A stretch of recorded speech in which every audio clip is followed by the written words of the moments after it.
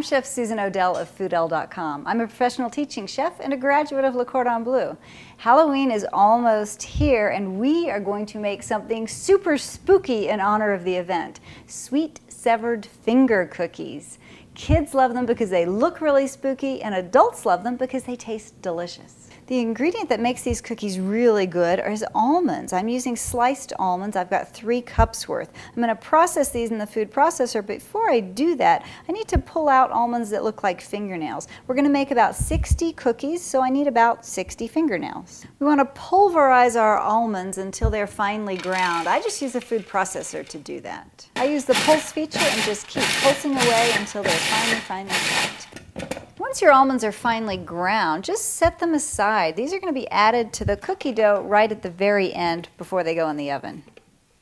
Let's mix up our cookie batter. This is cream cheese. We've got 4 ounces of cream cheese. I've got unsalted butter, another 4 ounces. That's 1 stick worth. And this is confectioner's sugar or powdered sugar. 3/4 of a cup goes in with the butter and the cream cheese. And I've got a teaspoon of vanilla extract, but if you like, use almond extract instead. And then I've got just a 1/4 teaspoon of salt.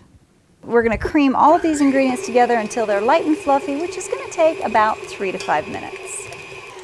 My batter is light and fluffy, and I know that because it doesn't have any lumps and it looks almost like whipped cream.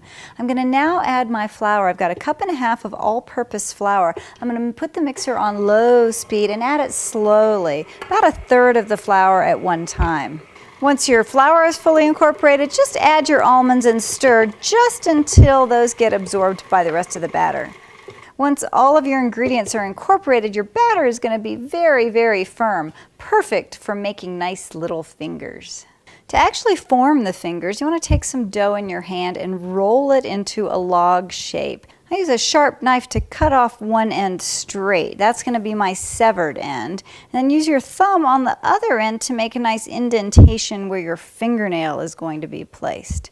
Just take one of your reserved almonds and place it right in the indentation to make a beautiful fingernail. Use your knife to make some little horizontal lines, and that's going to be your knuckle. The final touch for making these fingers really spooky is putting them in a little bit of red sugar so that you can see the blood pouring out. So you line up your severed fingers on a parchment-lined cookie sheet, and you want to bake them in a 325-degree oven for about 18 minutes, just until they're nicely browned. Your severed fingers are done when they're lightly brown on top and they're starting to crisp up nicely. Just cool them on a wire rack and then they're ready to eat.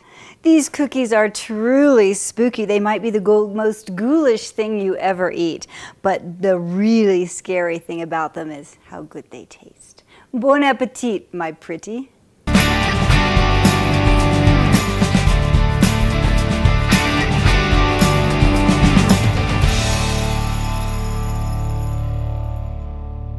Bon appetit, my pretty.